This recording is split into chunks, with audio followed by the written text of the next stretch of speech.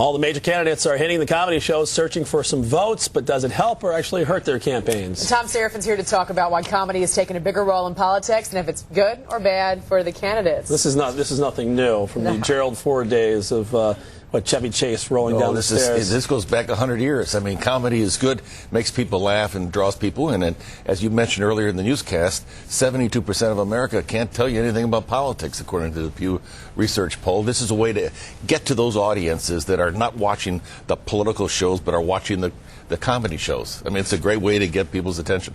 Yeah, it seems to me to make them real. You know, you take away the political aspect of it, and somebody's making fun of them, and if they can take a joke, it seems to be more appealing to certain voters. Right. At the Al Smith dinners on last Friday or Thursday, I think it was, both candidates showed a second side when they roasted each other. In fact, people said McCain's performance was just outstanding.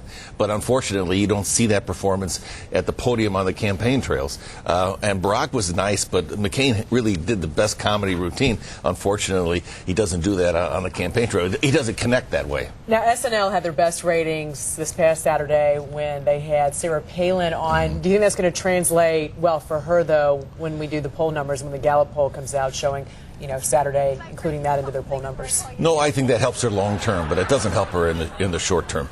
I mean, we should say we're looking at Tina Fey right here play Sarah Palin. Well, and I think, you know... It's hard to tell sometimes. Tina Fey looks good, but I think Sarah Palin, when you compare the two on Saturday Night Live, I thought she was much more telegenic. She's really, she's got this terrific personality that jumps out of the screen. And I think Sarah Palin is here to stay for a long time. She's really changing that demographic in the Republican circles. So do you think it definitely, I mean, even though the late night shows that you see, you know, McCain goes on Letterman and they have this running bit going back and forth, does it help or hurt the candidate in the long run? At the presidential side, it does help them connect to a different audience that's not connected to the day in and day out of politics. So yes, it helps on Letterman, it helps on Jay Leno. I don't think it helps Sarah Palin on Saturday Night Live. If you watch that show, you know, they really made fun of her and they made fun of the Republican Party. She kind of stood there and she really didn't partake, but she looked good. But unfortunately for her, I don't think there's any upside. In fact, you know, if I may have been running that campaign, I would have said, let's not do this till after the election. Just because I don't think it helps that kind of candidacy with that kind of humor.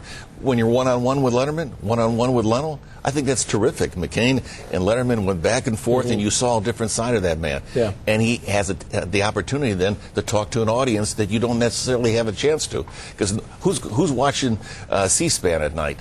Certainly not the Letterman or the Leno crowd. I watch it when I want to nap. Yeah, it's great napping TV, let me tell you. Right, especially when they have a book club. Yeah. All right, Thom Serafin, thank you for joining us this morning. We appreciate it.